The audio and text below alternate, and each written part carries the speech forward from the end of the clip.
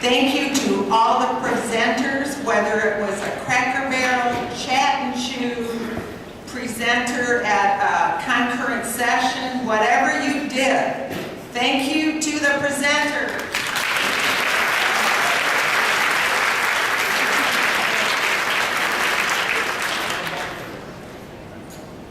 Thank you to everyone that had the good sense to register.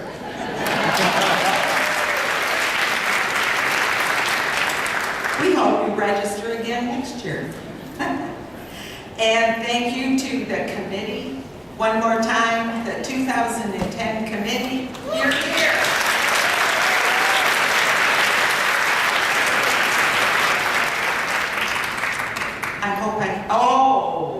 Thank you to the ISPI staff.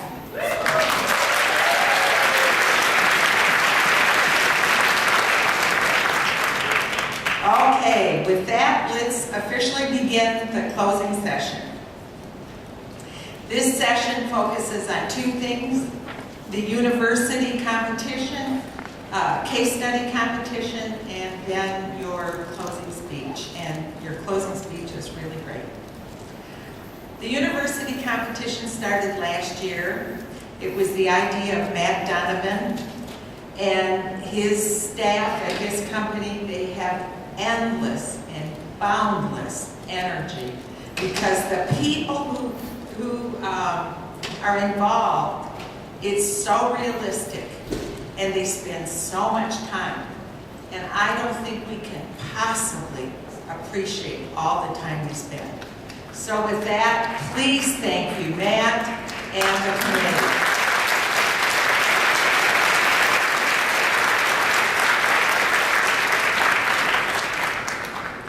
We're going to start with Matt explaining what's going into the competition. He'll tell you a little bit about it. If you're at a university as a faculty member or a student who will still be a student next year, consider requesting with Matt that your school will be considered to join the competition for next year. We're looking for some of the teams that were here this year and some new ones. With that, Matt. Well, first of all, I would like to say thank you to everybody here for the opportunity to come to the case study competition. This is our second annual case study competition. Last year was a roaring success, and this year as well. We had 3 repeating universities from last year, and we had the blessing to have 2 new universities join us. And we were really 19 outstanding students who put together 5 outstanding deliverables, bringing together probably one of the strongest set of deliverables that we've seen in our second annual. The student work continues to get better each year, and we hope to continue and expand the role that the case study competition takes into emerging talent, and really looking to bridge the gap between the long-time professionals who bring a lot of expertise in that emerging talent. And the case study competition really is a key asset in that, in taking that journey to becoming professionals. So what I'd like to do is talk a little bit about the case, if you don't mind. So a little bit about the case is that Magic Sticks, which was the company we used last year, has a new performance problem this year. And basically, they're going to roll out gelato. So not only are they the world's best maker of breadsticks, fictitious breadsticks, but the world's best, they are now going to add gelato. So the charge for the student teams was to actually put together a consulting group to help us identify the best way to roll out that gelato. So with that, I would like to take a look at the actual teams that helped come together and present with this. So we had teams from 5 different universities. We had Boise State, San Diego State, Capella University, San Francisco State University, and the University of West Florida. Now, the 2 new teams this year come from Capella University and San Francisco State University, and we were very glad to have them.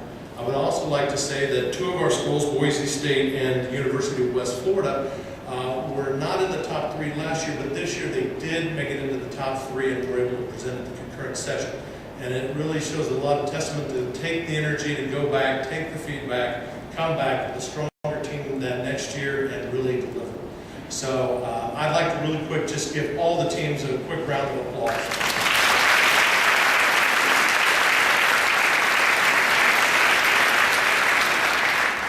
So let's take a look at actually what the teams put together. So with this, we had one fictitious company who is driven to now sell gelato. We had 5 detailed proposals, including unique creative solutions to help Magic Sticks achieve its goal. We had 11 live interviews with Magic Sticks fictitious employees. It's been very engaging. We had the CEO, we had store managers, we had an employee. We actually had Michael Hamm and Meg Shonen. They were all actual characters that played key roles, and the students got to interview them to learn more about the initiative, what the outcomes were. And so it was a really exciting, interactive component to the case. Over 115 pages of feedback from the judges, which is, you know, if feedback is a gift, this year was a blessing. So then looking at 200 pages of deliverables, interview notes, charts, and data generated. So if you simply go by volume, which is not always the best indicator of quality, but in this case it is. It was very solid material put together. 300 hours of team development time, and an immeasurable amount of learning and fun. And as myself, I think I can go back to being one human being. I played Michael Hamm, and at one time one of the participants actually asked me, he said, "Are you Matt or are you Michael at this moment?" And my response was, "I really don't know." Is there a third choice? So now let's take a look at our judges. So after all these were submitted, our judging panel actually reviewed this, put in a significant amount of time to review these. Each of these case submissions, so all those pages of documentation and data, they went through with a lot of detail, documenting their notes with that, and providing feedback on each aspect of both the document that was submitted as well as the presentations that occurred here on site. So, without further ado, I would like to introduce to you the actual teams, and here's how we're going to try and do this. So, we'll see how good I am at performance correction, which will be a little suspect. So, what's going to happen is I'm going to introduce the teams. I'd like them to come up this direction. I would like the judges, if you wouldn't mind, come on up stage as well. And what we're going to do, the students are going to come across. We'll give them the plaque. The judges will shake their hand. We'll put them in a seat. We'll take a photo.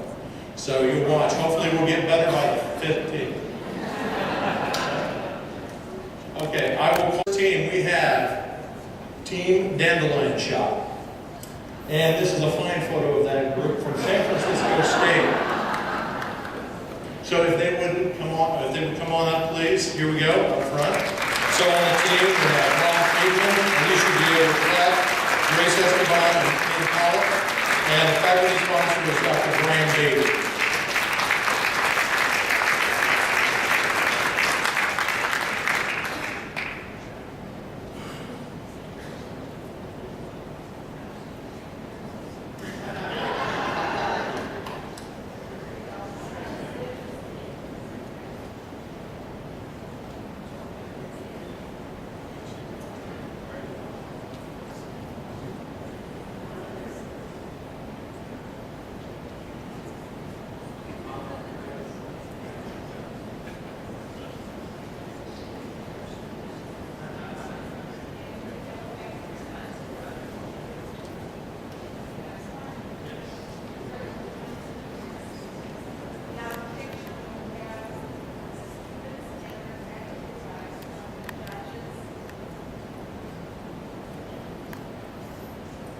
Marcy is the chair of the Emerging Talent Committee. So Marcy, the picture is Marcy, the judges, Matt, me, and the team and their faculty sponsor.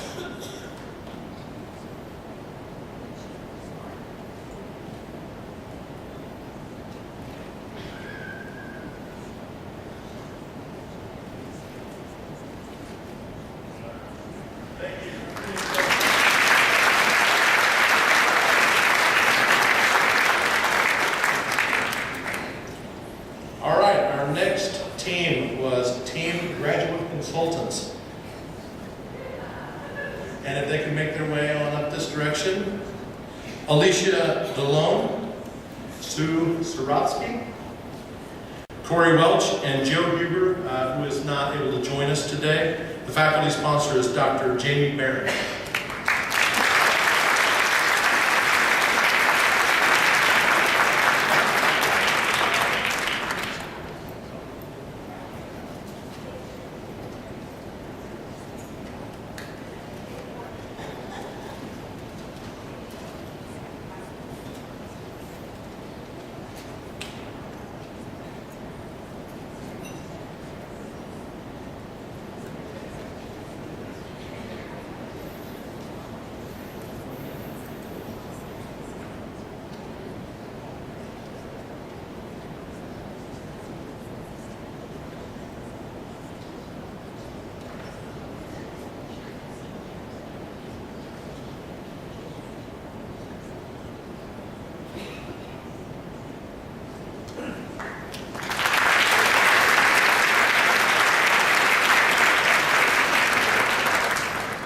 I think we are getting better at this. All right, this is the first of the 3 teams that were joining us and did present at the first concurrent session that we had, and it is New World Solutions from Boise State that will be joining us. So Jennifer Budvite, Glenn Scott, Diana Finicotero, and James Bishop, with a faculty sponsor, Dr. Don Steppage.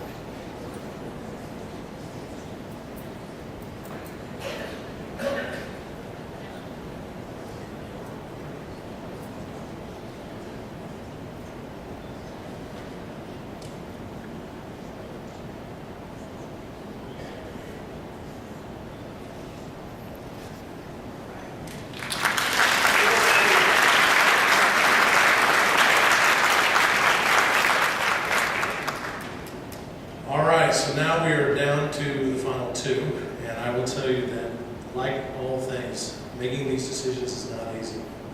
And it is one of the toughest, and continues to be, and I'm sure in the next 3 years, every year will be tough.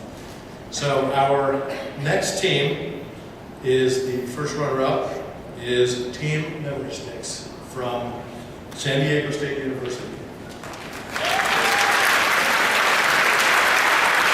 Nathan Blessing, Holly Peters, and Corey Schwartz. And faculty sponsor Dr. James Marshall and Dr. Marcy Boguchka.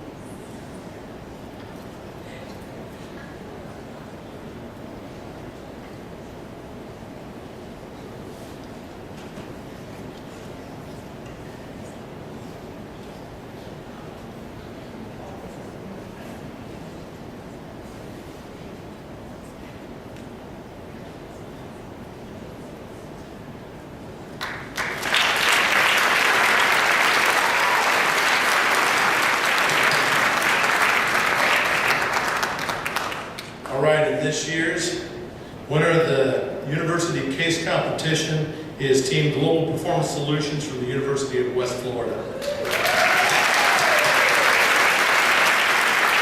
Michelle Horton, Alicia Cameron, Kate Rodriguez, Steve Morris, and the faculty sponsor Dr. Nancy Hastings.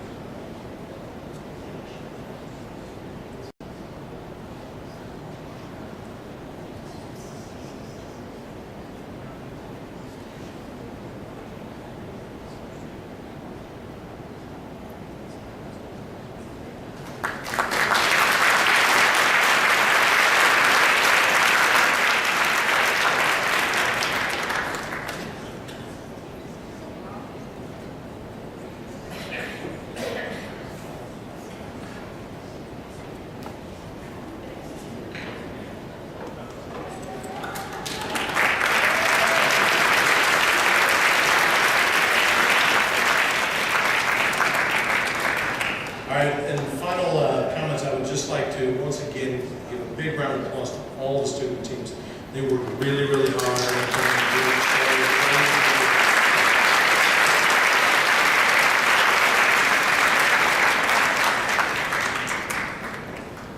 Thank you again to the judges. Please, yeah. All the other universities now consider throwing your hat in the ring. Will eventually use criteria to pick the ones from the colleges that are interested. Again, thank you, Matt. You're phenomenal.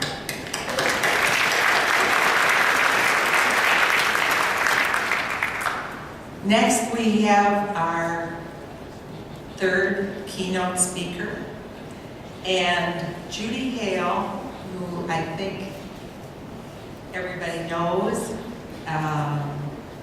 and she'll come up and do the introduction for Deb Page. Judy.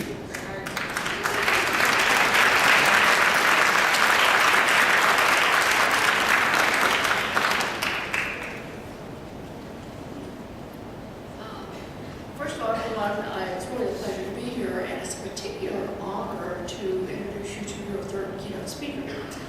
I had the pleasure of meeting Deb, it was like in the fall, late summer, early fall of 2007. She brought a group of her people to 2 workshops sponsored by ISPI. One was offered by Gary Romer. She had 5 over there, and then she had 5 in my program on implementation and sustainability. It was interesting because they all sat at the same table, and then every time there was a pause, the 5 would go, and then, we keep doing the next exercise, and there's, and I'm going, what is this group? And I look at them and they'd smile. They're from Georgia. Okay, so it was just really quite delightful. And, I was commenting about that. Well, anyway, from that, her point was between what she learned in the Robin workshop and what she got when she said, these are the missing elements. This is what's helped us sustain our work in Georgia. And since then, I've had the honor to work with her and her team about really improving the school systems in Georgia. And if you haven't read it, the March issue of PIJ has an excellent article in it by Deb. Well, who is this Deb person? Okay, for some of you may not know this, but she actually comes from a corporate background. I know her work is, she used in a previous life in the last century, she was once a school teacher, but she left that world and went to work in the corporate world where she worked for a large bank. Do you know in Chicago we have, the Sears Tower? It's no longer the world's tallest, but it's still big. It's changed its name to the Willis Tower. Do you know? Willis Tower is named after Mr. Willis, and Mr. Willis still is here. Do you know? She used to work for Mr. Willis. I want you to think about that. So anyway, so she brings, so I'm going to go hit on Mr. Willis pretty soon here and see if I get him to join ISPI. Anyway, the point is that she brings a real depth of understanding of corporate America, what it means to really produce meaningful results. She took that attitude and took it to the school system in Georgia. You need to know she competed for that job, and she was competing against a gentleman from another corporation, and he was considered a shoo-in. And they said, well, we ought to have a second person apply for the job. It just looks better, right? And she came in and basically blew their socks off because she has vision. But more important than vision, she knows how to execute vision. She knows how to turn it into very practical, doable steps, and she knows how to engage. One of the other things I loved about her work is that, picking on our appreciative inquiry speaker, Deb actually is not into blaming. She's into leveraging people's strengths, and it's one of the reasons she doesn't go in and find the warts on teachers. No, she goes in and works with every teacher like they're successful, but she really starts at school boards, superintendents, and principals. That's where her work is. So with that, I would like you to join me in welcoming Deb, and I think we're going to enjoy what she has to say.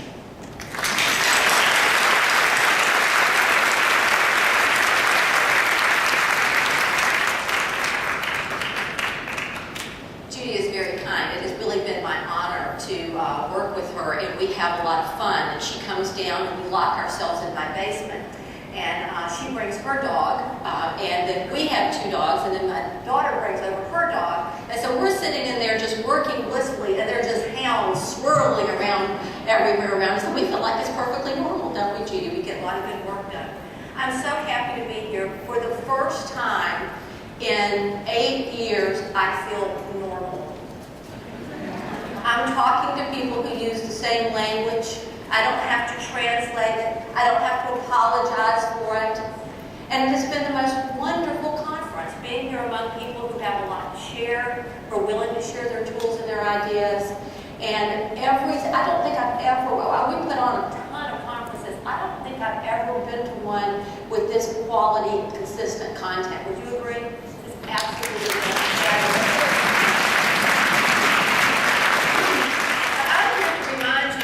Not only are you nice and good looking and all of those things, you are also the right people at the right time. It's really crazy out there. All these things that are going on around the world, our workforce has doubled, new policies that could increase our risk and responsibility with our health care and other options, things going on in the climate. I mean, who would ever think that you couldn't get here from Paris because of a volcano?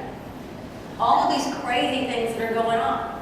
And I don't know about you, but we spend a lot of time thinking about this and their impact on public education and how we respond.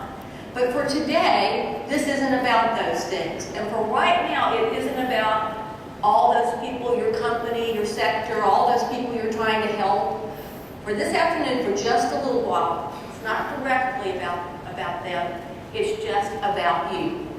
Our goal here this afternoon is working on how do you increase your value, sell your value, and get people to want to work with you and even pay you for doing it. We also want to talk to you about how do you apply that unique value that you bring to the table to help solve some of the most critical problems of our time, such as those you saw in the first slide. Now, if you're like a lot of people I know, I'm so tired of hearing these excuses saying, well, we just can't sell anything, we can't do anything right now because nobody's buying it, or I can't get to the CEO or the economic buyer, or, if I went and talked to them, they still wouldn't understand what I was trying to do, and it's just too chaotic out there. It's crazy, and my company is crazy, in my sector, it's crazy in the world right now. Who would possibly want to buy anything? What could I possibly do? Well, you can see the world through that viewpoint, or you can see it through a little-known business pundit, Doug Page, who happens to be my husband and the leader of a very successful energy, construction, and service company. Now, he gets anxious if he's in the room and I introduce him, so I promised I wouldn't, but if you look around and see the most handsome man in the room, that's my husband. But what Doug said is where there is chaos, there is profit. So we should be very, very profitable right now. There's lots of chaos out there. But wouldn't you agree that today, more than ever before, organizations need experts who can create solutions, innovations, breakthroughs, and who can take a systemic view of these very complex problems that are rooted out there in the workers, environment, and the workplace. That's what I've heard all this week long. Every session I've gone into has been about solving complex problems, working with people, analyzing, looking at data, evaluating. And we need proactive problem solvers more than ever. I heard that there was a really great session for those of you that are just beginning in the profession or trying to figure out how do you get to the CEO, how do you get to play. Here's my advice from an old woman. If you're a young person out there, beg for forgiveness. Don't ask for permission. They'll never figure out what you're trying to tell them anyway. Just do it. And then fix it and then show them you fixed it. And then they'll want some more of it. Now, if you look at what the Skills Commission said, look at the skills that are most highly valued in the 21st century. Creativity and innovation coupled with sheer competence. If you're a CPT, you have documented sheer competence. You also have documented strong analytic skills, flexibility, adaptability, the ability to collaborate. Think about these college teams here. You guys have all demonstrated, all 5 of you are winners, that you have the skills that are needed to solve today's problems. Now, if you look at what the Center for Public Education said, they said there's 2 skills, you can break them down, but 2 skills that are the most needed in the 21st century. The first is complex communication, the ability to interact with people, to get information, to explain it, or to persuade people with it. The second is expert thinkers. This is what we in HPT land call solving ill-structured problems, or problems we not anticipated that can't be solved in predictable, rule-based ways. This sounds like they're looking for us. We have 21st century skills. There's no lack of unexpected, complicated, and ill-structured problems and complexity. And if you look at any of these industries that are represented here or others, can you think of a single one that isn't dealing with complex problems that need to be solved? We are the right people at the right time. We have the right skills, but it means we're going to have to dig into our toolkit. How many of you got great tools while you were here? Something you can automatically go back and do something. You probably already used it before you left here, right? We've got the best toolkit in the world. If you look at the one that, I just can't wait to download it, the one that ISPI has on the website, that toolkit, look at the new books that are coming out. They're loaded with practical tools, simple tools, and our standards of practice are simply the roadmap for mastering the challenges of the 21st century. But not everybody feels so warmly about people of our ilk. Look what the Employers Federation of India, what their president said about HR professionals. That what we do is just such common sense and so practical, it really can't be of much value to the enterprise. But then he went on to say, unless we know how to manage and attract talent, help solve problems, and to have the multiple skills to help our companies grow and succeed in the 21st century. So getting to the table to make the deal means having our value clear for our clients, the senior decision makers, and really being seen as serious professionals with credibility based on evidence. Isn't that what we've been talking about all week? Isn't that what CPT is all about? Is having the proof. Now, how many of you have ever said you've gone home or you've been talking to a colleague at work, and maybe you've been working with a particularly prickly client, or maybe, I know there's at least one teacher in the audience you think who might say, gosh, I wish that parents could appreciate how hard our job is, or clients can understand how hard we work. Anybody ever said that to somebody at home? I just wish they could get it. They just don't know how hard we work and how hard we do that. We want them to appreciate us, to see our value, to be fully aware with gratitude. And you want that person in the senior suite to open the door and let you come in and appreciate that you're there, a part of the organization, and able to help. Well, to do that, what we have to do is focus on what I call our value gap. Our value gap is a definable, detectable difference between us and those we want to hire us, to pay us, give us authority, give us political cover, sponsor us, follow us. It's all about the difference in our value and what we bring to the table. Now, you might think about it like this. It can be like doctor-patient. If you can heal yourself in every regard, would you ever have to go to the doctor? Certainly not. But when you're sick, that's the first person you want to see, right? You realize they know something you don't know, they can do something you can't do, and you're willing to pay for it. It's also like teacher, student, coach, player, preacher, sinner, if you want to go there. So our value has to be definable. When something is definable, what does that mean? We can't use the same word, can't define it, you have to be able to explain it, tell it, say it, okay? Detectable needs you to be able to what? See it, hear it, okay? And our value must be desirably different. It must be something that the audience wants from us. Now, when I was 42, I found myself in a situation that I had never anticipated being in. After 20 years of marriage, I was single. And when you're 42, what the statistics tell you, if anybody's in this demographic pool, I don't mean to depress you, but you have a better chance if you're a 42-year-old woman of being hit by lightning twice than finding the right man. So I had some friends who took pity on me. They know I'm a gardener. They set me up with this very nice, handsome man who was also a gardener. His wife had died a few years before we went out to dinner. Now, this is the first time I had dated in more than 25 years. I had no idea what the rules were anymore. So we went out to dinner, we sat there and talked, and I was extremely nervous. He seemed to be extremely nervous. We talked about gardening, everything you could say about gardening. And when there was nothing else left to say, there wasn't much chemistry here. And so he said, well, what do you do for a living? And I said, well, I tell you, I'm a consultant and I work with people with value propositions. And so I started learning about the definable, detectable difference. The night was finally over and I could go home. Then he calls me the next week. Would I like to go on another date? And I thought, he's such a nice man. I don't want to be rude to him. And I said, maybe I was just nervous. We'll just try it one more time. He shows up at my house to pick me up. He flips open his laptop in my driveway. He has a PowerPoint presentation on his value.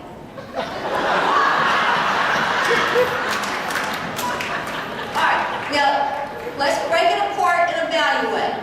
Which part did he miss?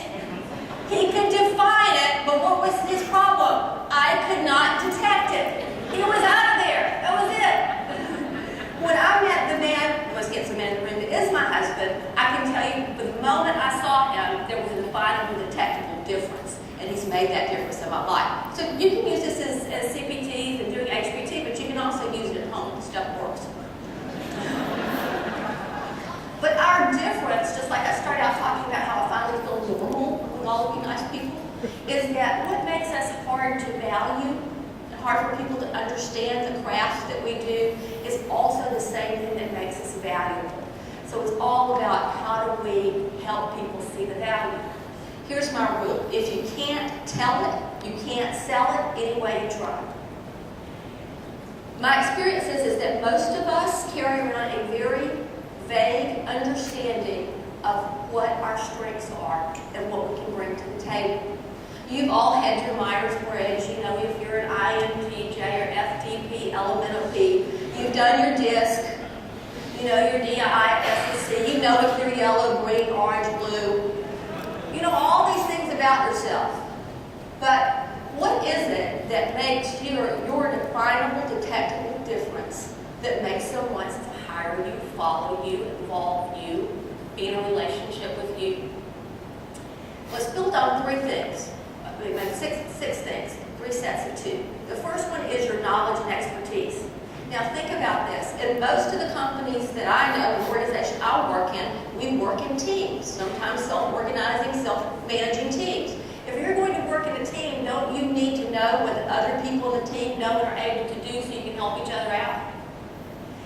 And don't you think they need to know what you know and be able to do for you to be successful in working together? The first thing is, what is your knowledge and expertise? Think deeply about this. What do you know that they don't know? This isn't setting yourself up to look better than them. This is just setting you up to have a conversation about what we can do together. What do you know that they don't know?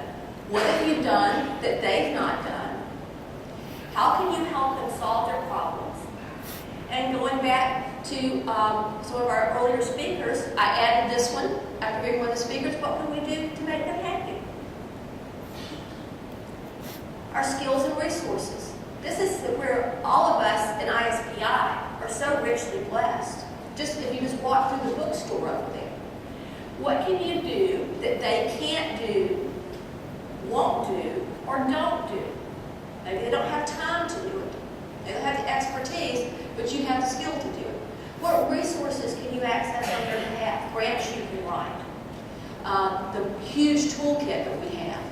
How can you help them solve their problems? How can you make them happy? How can you make them feel good? Customers only want 2 things. They want their problem solved, they want to feel good. Time and attention. How will you devote your time and attention when they can't, don't, or won't? What level of attention are you willing to give them on their behalf? How can you help them solve their problems, make them happy? I have a wonderful CPA. When I first started my business, I'd never run a small business before.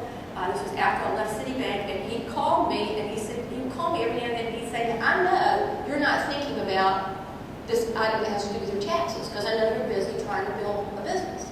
But have you thought about so-and-so? It was such a relief to know that there was somebody out there thinking of me on my behalf. When I didn't have time to think about those things, I was trying to think about starting a business, being in business, and staying in business. So think about who is it that you're wanting to serve, that you want them to hire you, engage you in a project. One of the best lines is coming up and saying, you know that problem in customer service that we have? Well, I've been thinking about that. That's why I got to start a whole corporate university. We had a change in CEO. I had some notions working in training that we probably could use some training classes in customer service. He came in. I said, you know, I've been thinking about this customer service thing. I got a couple of classes. Next thing you know, boom. 2 or 3 years later, he was from American Express. I was running a corporate university. It's like not waiting for someone to ask. It's going ahead and being proactive. This is the solution. This is about thinking until your hair hurts. These are not easy things. When you start putting it down on paper, this is not easy to do when you're really thinking about what is the very best to me that I want to offer it up and how do I want to offer it up. And it might be different according to which audience. How you offer it to the boss might be different than the way you offer it to a coworker. So what is your value? Your definable, protectable, desirable difference. I think those in ISPI, I think we really have a leg up on this that comes from our standards of practice and our craft. I'm going to give you a quick 4-step way. I've used this with Wall Street brokers. I've used it with a chiropractor. I've used it with teachers. And you can apply this to just about anything that you do. It's about define, promise, deliver, remind. Let's start with define. This means it needs to be premeditated. Premeditated is one of my favorite words. I feel so sorry for it though, because people pick on it. Where's the only place you ever hear the word premeditated? Murder. Now, really icky people can, they dream up bad things, can premeditate bad things. Why can't we premeditate our value and our success and what we want to communicate?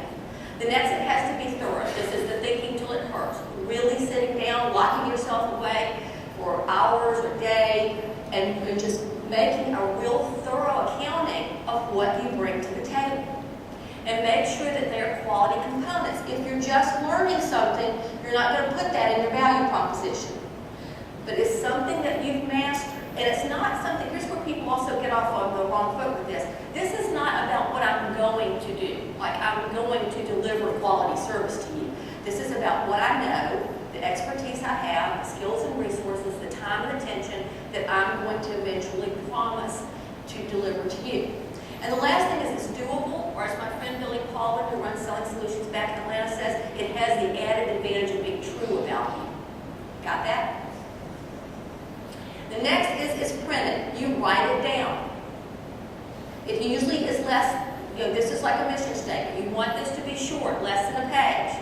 Many school systems we work with, I walk into teachers' classroom and they have a promise on the wall, behind their desk, or when you come into their room where parents and students can see that when you get me as your teacher, here's what I'm going to bring to the table. And if I'm a teacher that's on your team, here's what I bring to the table.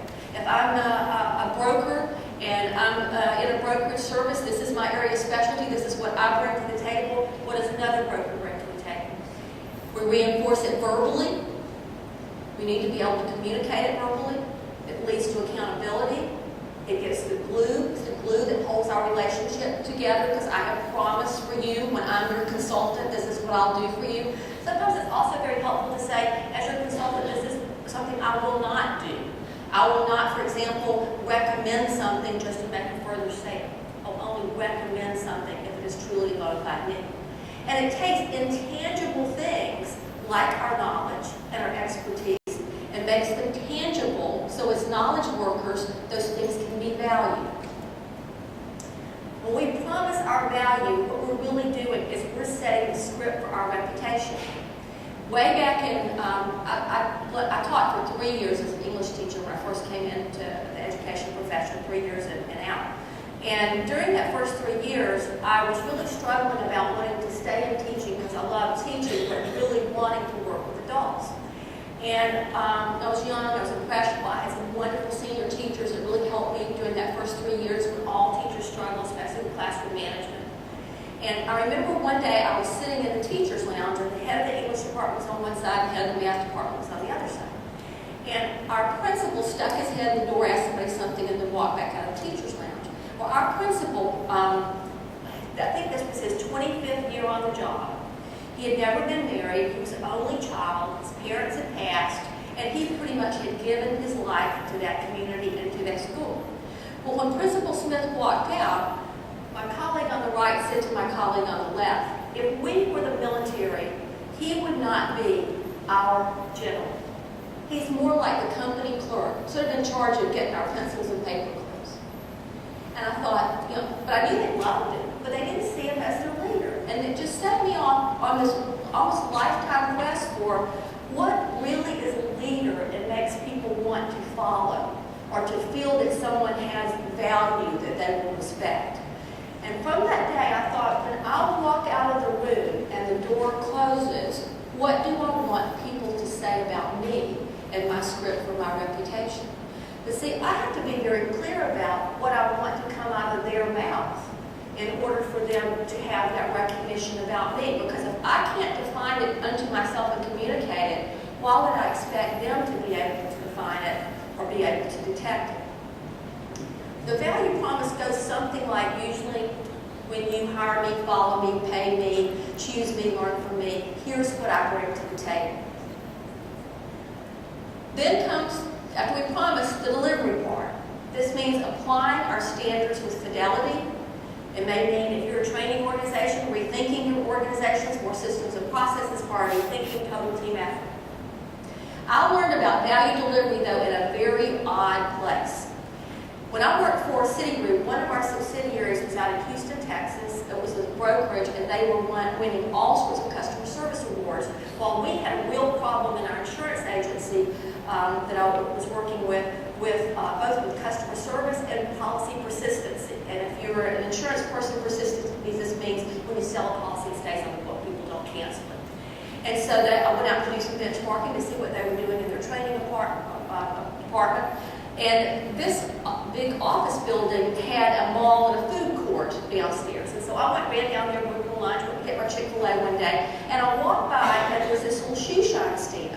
And I walked by, and this gentleman says, ma'am, and he's about 5'6", and he's smoking, not smoking, he's just sort of chewing on this big fat cigar about this big. And he pulled the cigar and he said, ma'am, your loafers look like they could use a shine. Well, I've never done that. How many of you, especially women, how many of you ever been at the airport and got up in a big chair with a brass rail and all that? I mean, it's quite an experience if you've never done it. So he's chatting me up, and he's working on my shoes, and I have this sickness, and my husband can tell you, if I'm in line in the grocery store and I get a chance to talk to you, I'm going to ask you this question is, how did you choose your profession? Why did you choose it? And if you could choose it again, would you?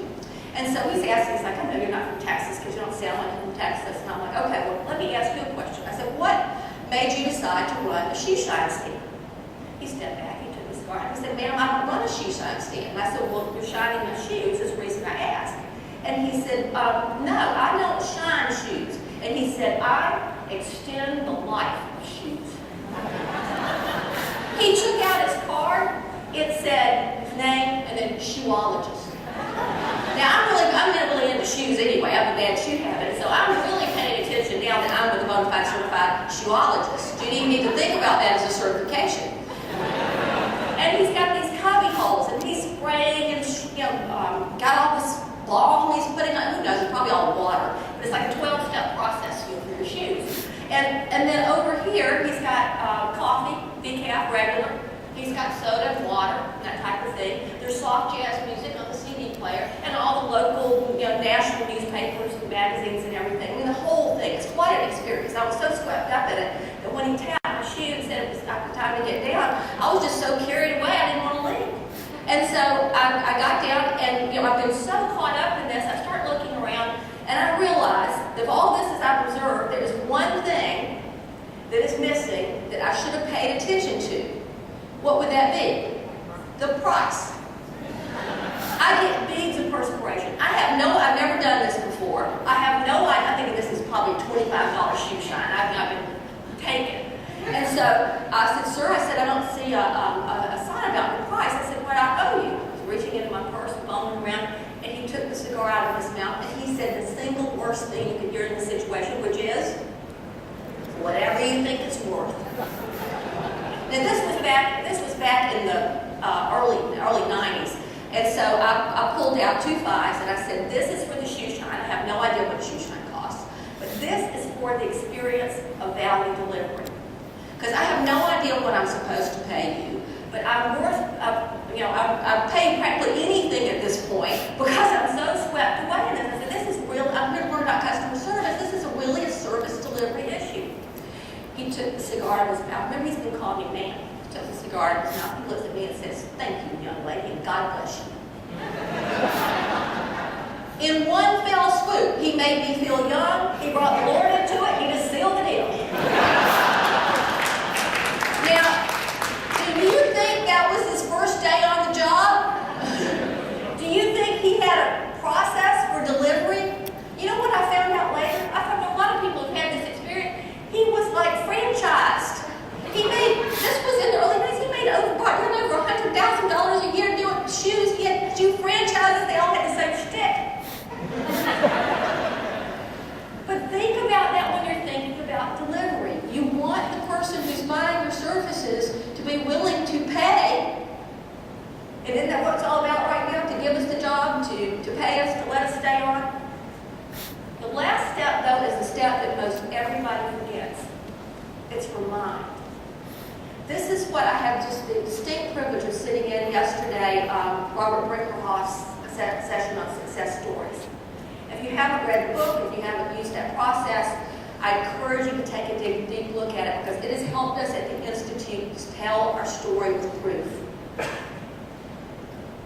Have built-in contact with your customers. Some systematic way of staying in touch with them. Email's nice.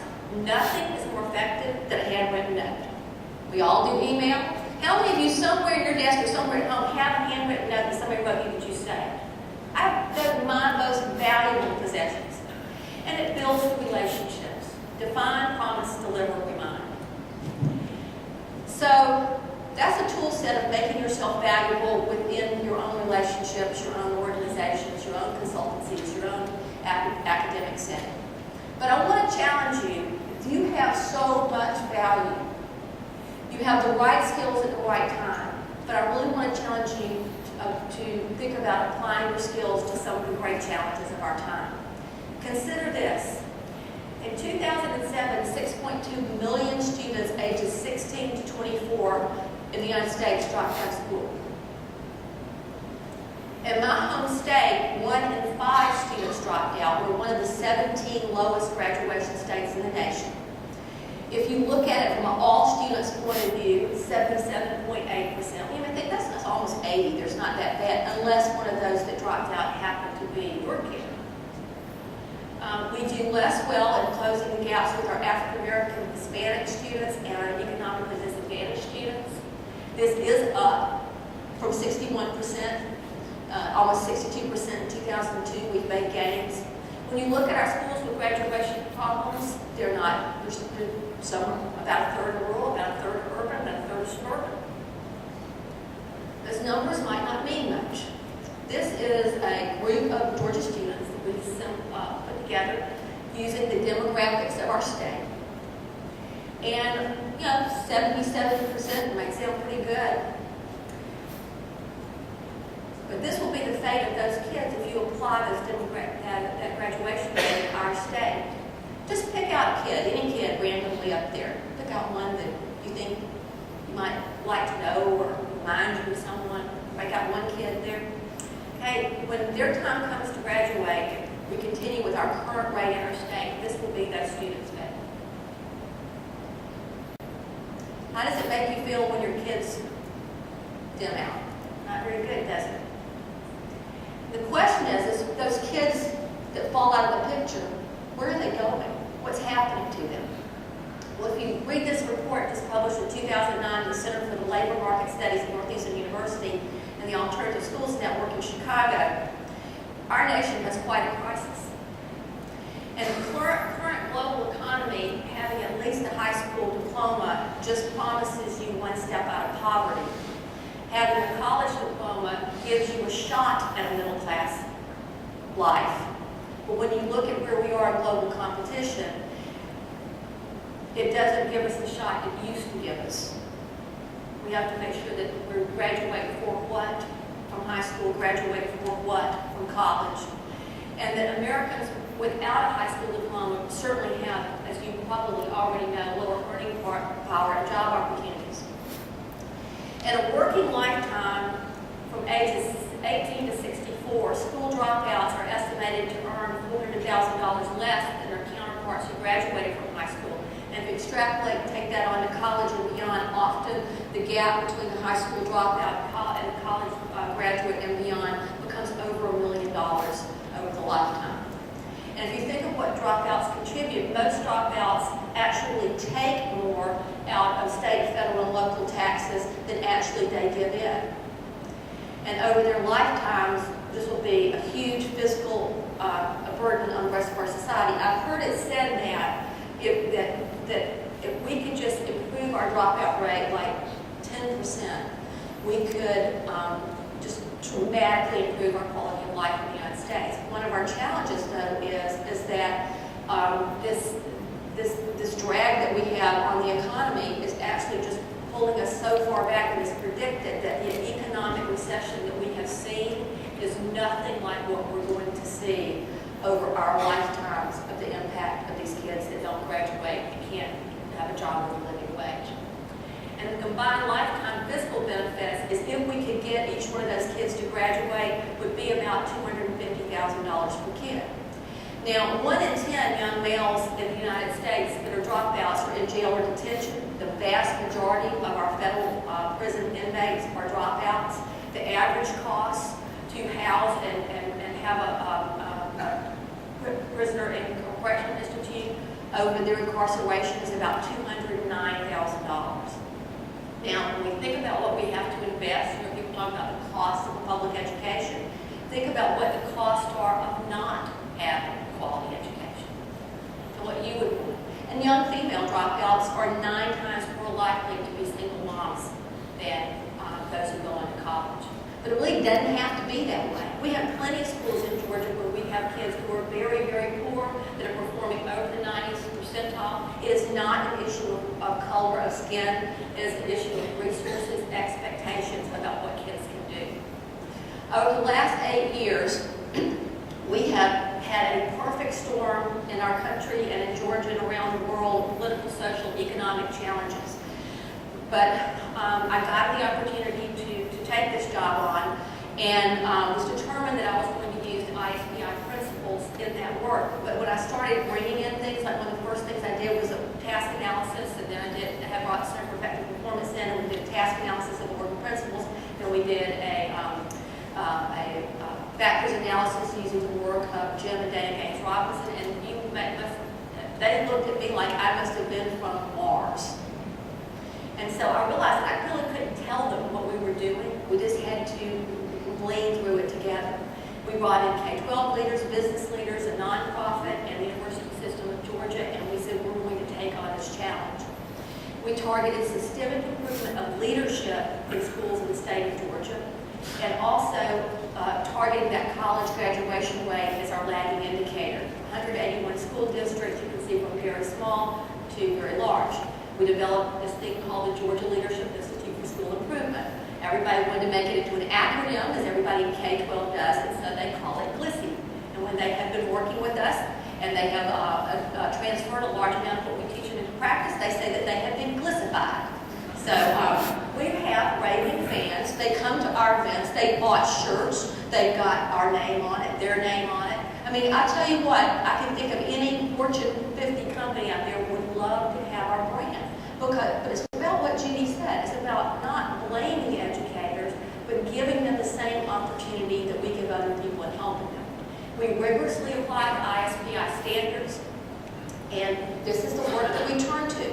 Many of you that are in this room are many people that have been active in ISPI and many more.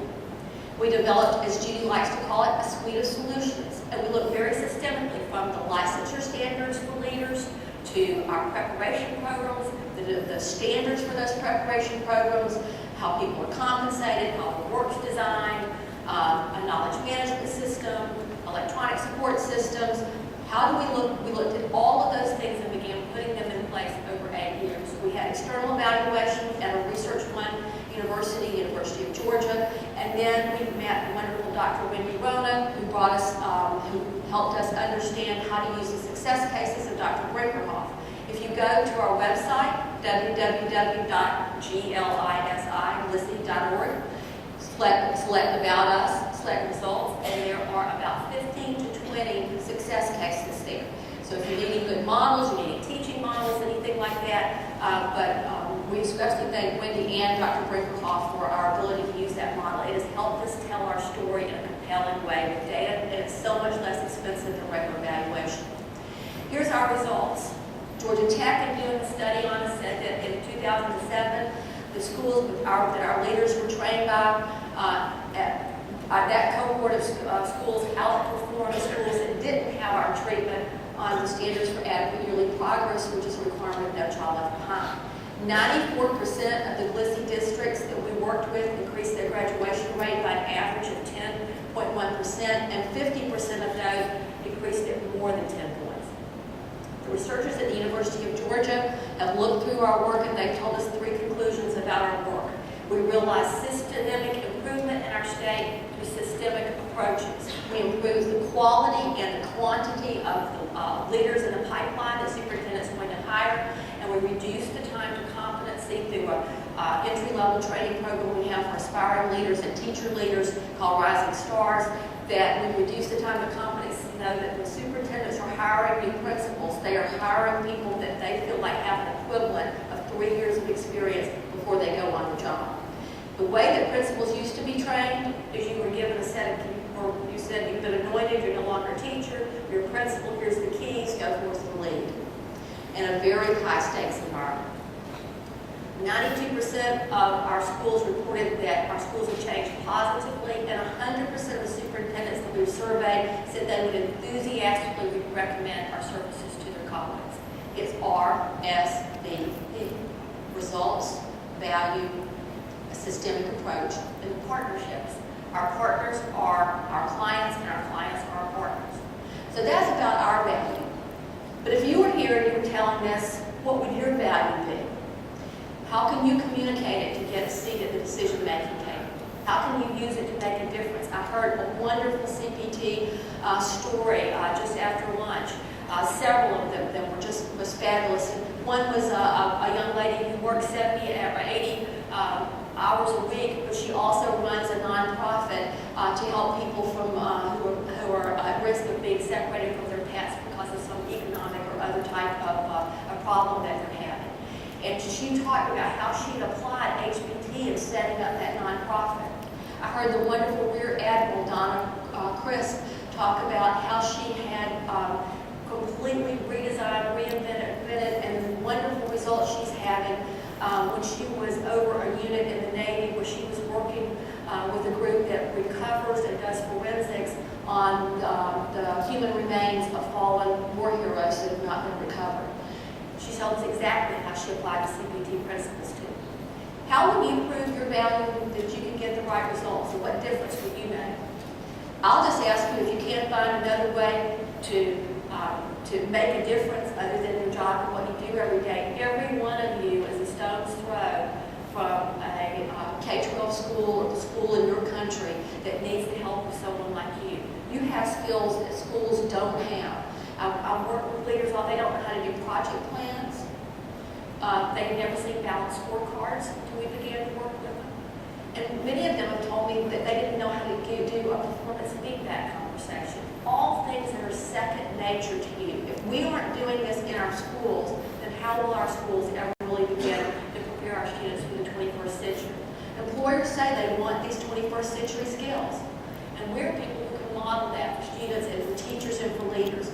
Joe Harless has been urging us since 2000 that to make the change required to meet the needs of our world, we need for our children to become accomplished citizens. And right now, schools are having to redesign to meet 21st needs almost every facet of how they operate, but they don't know how to do it the way people like you do. The work has got to change, what children are taught, what they're motivated to learn, what they learn. They have to learn to work collaboratively, many things you've already learned in your organizations. The workplace is changing where people learn the tools and technology. The workers are changing. How do we get good teachers, hire them? You know, it used to be that it was very easy for people to make especially the women, to make the choice to go into education. Now we cannot get enough teachers who have the math and science background to teach our kids to meet 21st century needs. Roger Kaufman has been challenging us with his mega thinking. Societal value is added by what schools use, do, produce, and deliver. Secretary of Education said we've got to stop tinkering around the edges and design and innovate. It's not just in the United States, this is Singapore's vision. And they said if we can't have thinking schools in a learning nation, we will never be able to be a truly a world power. Now, if you look at the quote from the Vice Chancellor for SRM University, he says it's estimated that 1/3 of all their professional graduates produced each year in the colleges are not employable. College preparation for what? The United Nations says that education is a fundamental right for all children, and we're talking about 1.5 billion students. So why should you care? You're saying, I'm not a K-12 person, or maybe I don't even have kids in school, maybe I have kids, why do I care? Well, if you're in the human performance business, the pipeline that's coming into your organization is sitting in schools right now, either being prepared or not prepared to make your business competitive. We spend over $200 billion a year finding, attracting, and fixing our talents so we can use them. And frankly, the nations, regions, and sectors that have the workforce and the students ready for the 21st century are going to have the global advantage. This is another reason to care. The person sticking you up at the ATM is most likely to be a high school dropout. That brings it really close to home, right? Only if our students are prepared to solve the problems of the future will we be able to have the quality of life that we desire. You have the skill sets, you have the ability to solve complex problems. I believe you may be the only professionals with the skill set and the discipline to really step up to a challenge like this. Now, it doesn't mean you have to stop doing what you're doing. It can be as simple as volunteering to do some small task. If maybe it's just a workflow chart, something like that you could give back to your public school system that might make a profound difference. And then, as Doug says, when there's chaos, there's profit. The U.S. government is investing billions of stimulus dollars in Race to the Top funds and on innovative, their innovation grants, their school improvement grants. Almost all of these grants are looking for what a lot of school systems are doing, so we're going to get the money and then we're going to figure out who's going to do it. But if you're a consultant who's looking to figure out how to apply your craft and maybe break into a new sector, the important thing about this grant is it has to be sustainable, and 3 years after the work runs out, it has to have solid project plans, solid evaluation plans. The school systems are out, if you're academics, they are looking for evaluators. So it may be a market you may not usually think about, but it is a rich market now in terms of that's cash rich and high in need and low skill. Now, I've talked a lot about K-12 today, but I know many of you have passions in other sectors and other industries. This is just one perfect storm. How many of you are in an organization where you have some type of chaos, complex problems, competition, or something going on? No, it's not just about K-12. Where you have perfect storms, you are the people with the right skills at the right time. We've got the right stuff, and more than anything, what's so impressive about this is we have a network, and we have the ability to connect the great work that Darlene and April and Jude, everyone does, just those rich resources that we have online and ways that we can connect with each other to work collaboratively around the world. And the right research, think of the people that is in this room, it ranks as some of the very best in the world. We're the right people, the right time, with the right access to solve the problems. But I can tell you how not to gain entry into K-12. I'm here from the government, military, business, and I'm here to help you. This is how we're doing it. We've been doing it this way for 20 years. Why are you so far behind? The time for criticism, excuses, and second guessing is over. We no more understand how to fix schools because we were students than we know how to fix an airplane because we've been passengers. The challenge that we have in K-12 is everybody thinks they understand schools because they've been a student. If you've been recent students, schools are far different than in our time. It's not the principal with the keys, with, the one principal, it's just not like that. These are dramatically different. And if you think about heard of Columbine and all those things, if you think about the challenges that you have when you walk into a public school, there is so much opportunity, so much challenge, and it's easy to say that those kids over there can't learn. But those kids are the ones that their lights go out really do have an economic and a quality of life impact on all of us.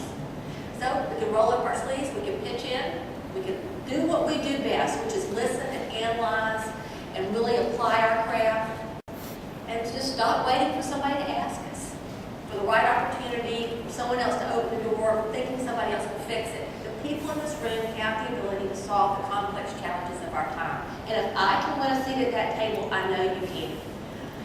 Bottom line is to tell and sell the proven value, apply the ISPI standards with discipline, and for goodness sakes, please keep your sense of humor. You need to keep your way. Where there's chaos, there's opportunity, and there's profit, and I believe that there's a chance to really make a positive difference. And I can tell you that being a part of ISPI, and so many of you that I've followed and read your work, and the great thing is there's so many other young people, young talent in this room that you know that new talent is going to be writing the next books. And I salute you for the work you do. I thank you for the opportunity to be here. It was great to see these college teams here doing all this great research and working so hard. And so, we have an ISPI industry group, education group in ISPI. A lot of people are getting involved in that. You don't even have to do anything more than just say you're interested. You don't even have to give your time, but maybe you have tools or something that you can give to that group that can help us. If you want to learn more about how to use your value to make a difference, especially in education, feel free to give me a call. And again, thank you to the ISPI team. You're the greatest. I feel so normal. It's wonderful. Have a safe trip home.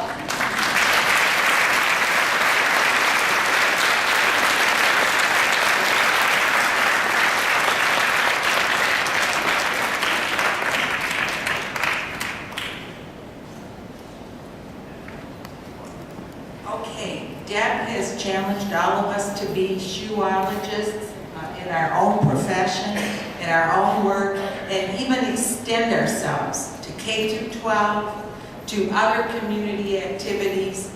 Let's move forward. We want to make the society better, mega, think big, and we're going to be great.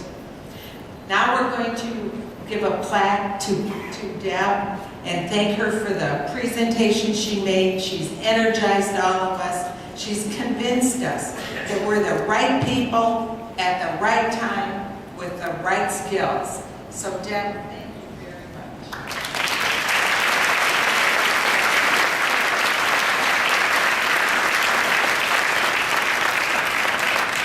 And now we're going to spend the last few minutes together changing from the old board to the new board. The old board are the people that have existed for 365 days from this time last year until this time this year. And so the people that are leaving the board are Matt Peters,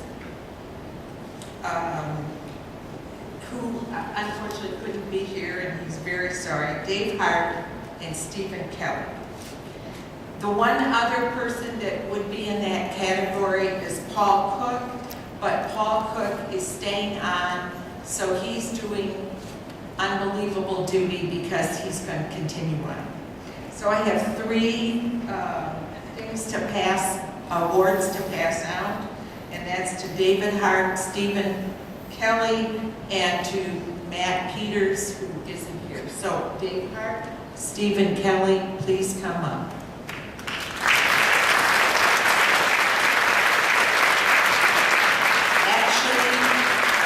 Paul Cook, you get one of these plaques also. Come on up.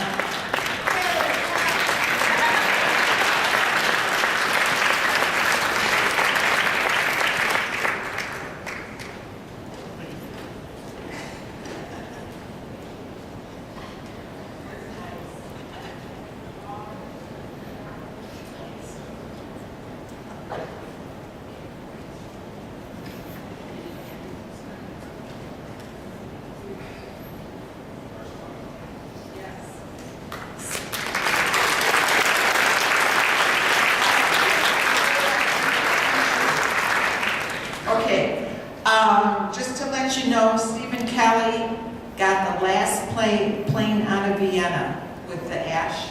He says it was his last plane out. I didn't cause the rest of the problem.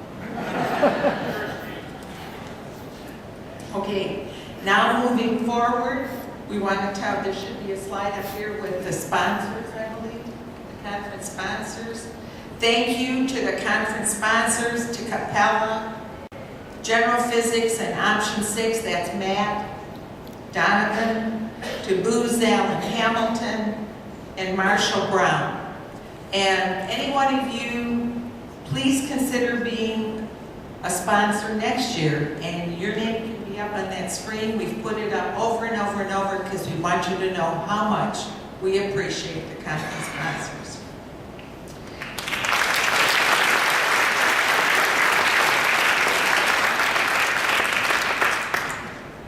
And you remember from the first night when I had this torch? Here it is. Now it's time to pass the torch. So Mickey Lane, come on up. He's the president-elect right now for one more minute, and he's going to be the president in the next minute. So Mickey, you need two hands. Because I'm going to give you a plaque. And the reason they get plaques is they can put them on their wall to convince everyone, I'm so busy, and it's the reason I'm so busy is because I'm the president. See that? And so that explains everything, doesn't it? And here you are, you're going to be a great president. He's got a lot of experience in ISPI, a lot of friends in ISPI, tremendously good ideas, and a deputy chair, Marilyn, his wife, who's going to be very helpful also. So with that, you've got a bright, sparkling torch here, and do good things.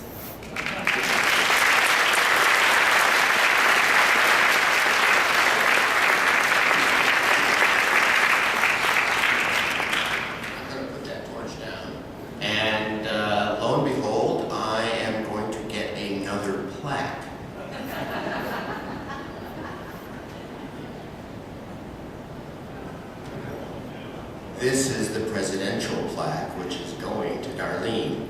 Now, as we pass over from Darlene's board to my board, I hope you will understand that last year, that particular board, Darlene's board, worked through a lot of interesting and difficult problems for ISPI. And I applaud the work that they did. There's so much work that they did for the society, and they really got us through some difficult times, and it's greatly, greatly appreciated. And I think that Darlene and her team deserve an ISPI thank you from you.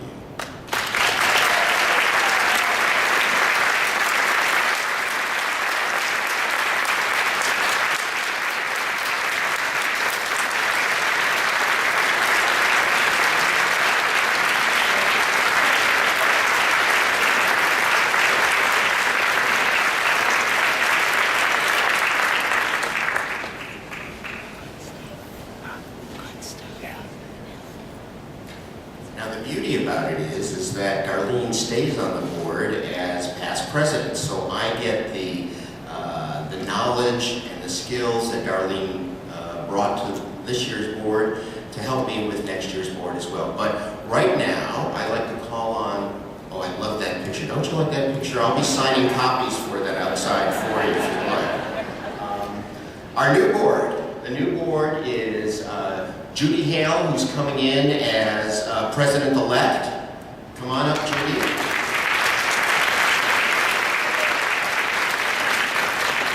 A person who you've seen up on the stage quite a bit over the past several days, Lisa Conagies.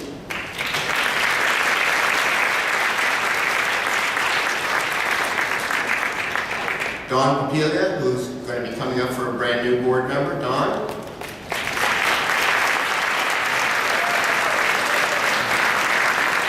And continuing is Carolyn Judge.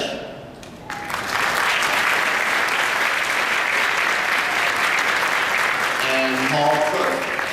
Come on up, Paul. And unfortunately, Louise Schneider, who is in Germany, couldn't get here because of that infamous infamous volcano. So she's also a brand new board member as well. And you can see Darlene's there, and of course, April Davis is also on the board as executive director. That's April here. And there are special, I'm going to take their plaques already? All right, no, you've had enough. No more plaques. The budget has been broken for the plaques, okay? Anyway, that is your new board for next year, ISPI board.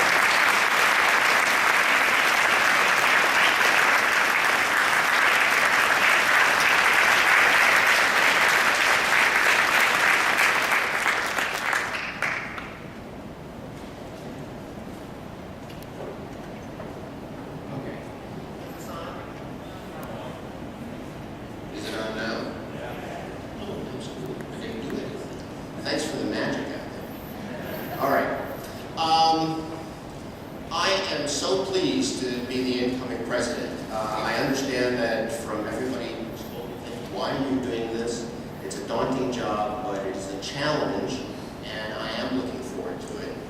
And one of the things that we're going to see next year is we have our conference, which is going to be in Orlando, and the conference chair is going to be Rod Rodden. And he's not here. He was here for a couple of days, but he went back. He is on the board of directors for the community college there. So we are slowly but surely, Deb, moving into a K through 12 focus here, okay? And one of the things that we're going to be looking at next year's conference is some new ideas, some different ways of looking at things. So if we can get that up there, yeah.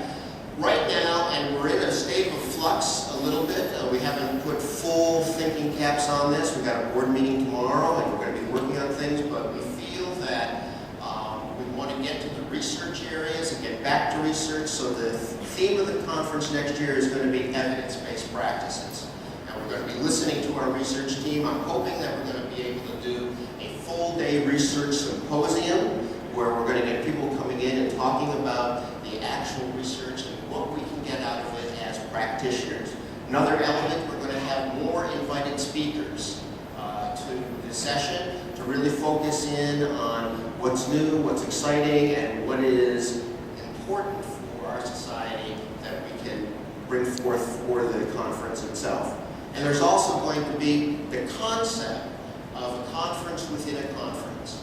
So everybody's going to go to the keynotes and the master speakers, but we may have certain groups that are going to go through the conference by themselves to get specialized information. It may be, for example, right now we've got a newcomers track, and we've got newcomer sessions, but we may have a newcomer, a whole track of newcomer sessions that we'll go for, and Judy and I have to talk about this, maybe get some extra certification for that. There may be a K through 12 track. So we're looking at ways that we can improve and get more involvement in the society, and there are going to be some new things that we're going to see at the Orlando conference. But one thing, and before I forget this, the conference committee has asked me to remind you about the World Cafe elements that you've done and participated, and we thank you for that participation. They're putting all of that information together, and you're going to see that shortly in one or two of the publications, so that information is going to come out. But before I leave today, before you leave, I want to just tell you one quick little story.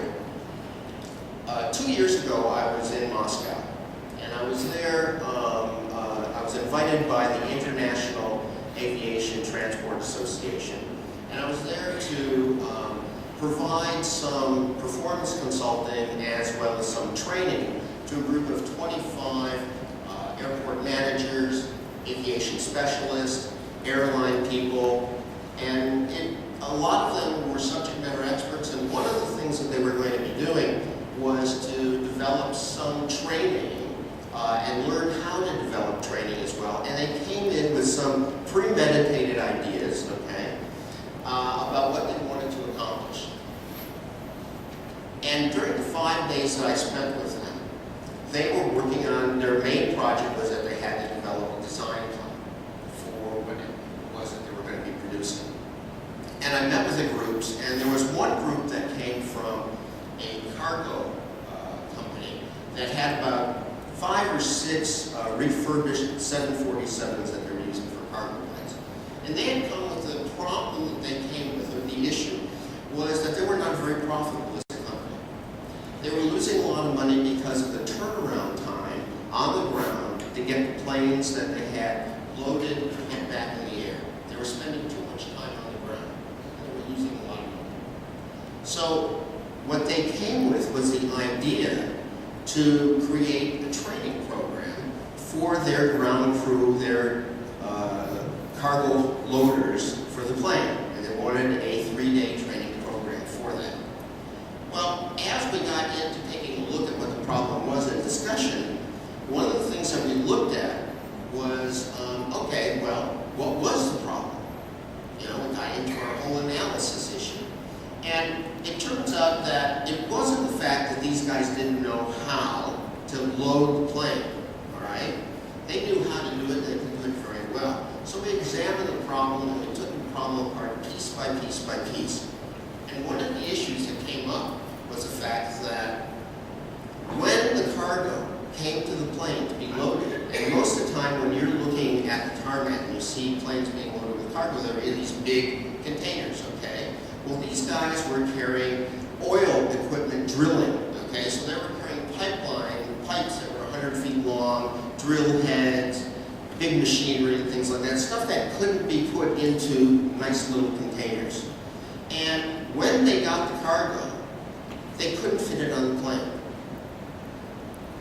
okay? And as a matter of fact, sometimes they had to drill holes in the bulkhead of the plane to load the pipes into it. All right? So they were figuring that's why it took so long to do it. Well, what's the problem there? It wasn't that they didn't know how to load the plane and how to load the plane safely. The problem was that they were a new company and the sales staff was accepting all orders. And when the cargo came to the plane, they couldn't load it. So the question is, did they actually need, and let me get just a little drink of water, did they need a training course on how to load an airplane? No. What did they need? Bigger airplane. Okay, good, bigger airplane, yes. Well, actually what they needed was some kind of tools for the sales staff to help them do a better job of figuring out what was going to go in the plane. They needed basically a simple performance aid or a job aid that they could have in front of them. They weren't going to take all of the cargo that they could. They were just going to load in what they could sell properly. And now they had a template in front of them with the outline of the plane, with all of the configuration and everything, and they were only going to sell what they could load. It makes perfect sense to you, right? Yeah. Okay, thank you.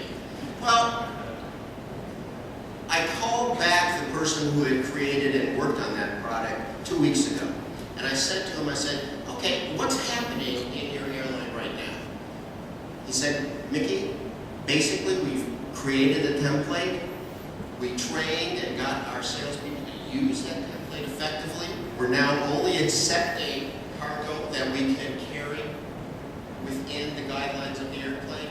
The turnaround time has dropped off by 50% overall. I said, oh, that's great. What's that translate into as far as dollars are concerned?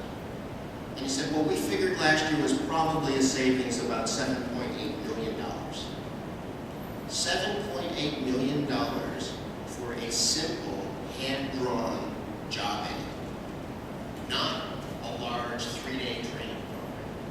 Okay? Now, where did I learn about that? Where did I learn how to do performance aids and job aids? I first learned about that at an ISPI conference back in 1988 in San Antonio, one of the first ones I attended, from Barry Booth from Caterpillar Industries, who was talking about how to do simple performance aids. I used that was here, for something that just worked out 2 years ago, okay? And that saved that company millions of dollars. Now, I want you to think about one thing.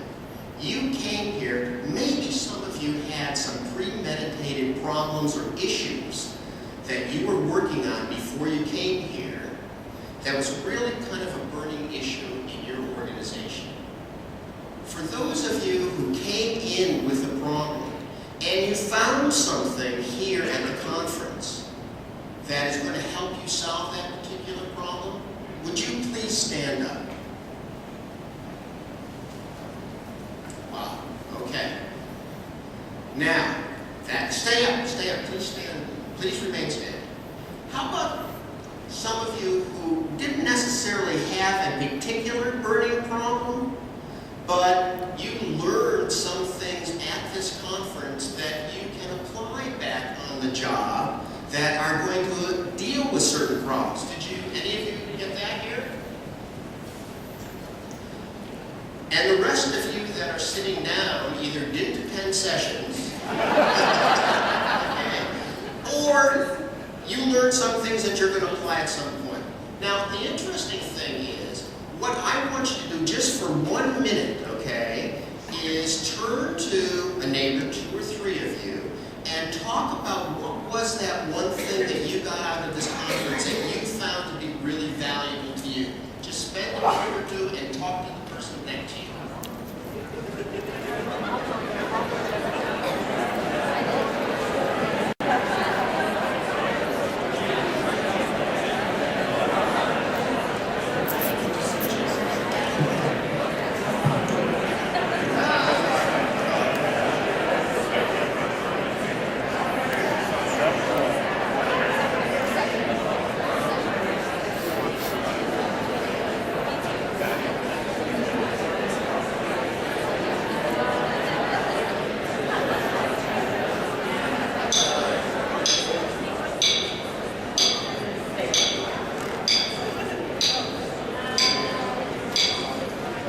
Okay, what do I hear in the background?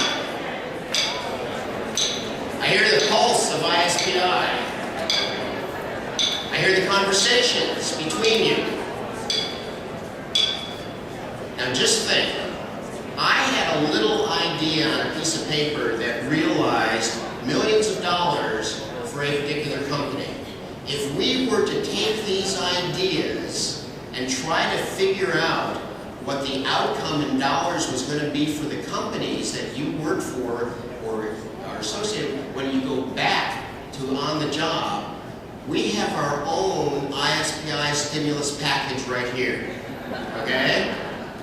So please remember, next year in Orlando, we're going to learn a lot more and increase that stimulus package. Thank you for being here, and we'll see you next year.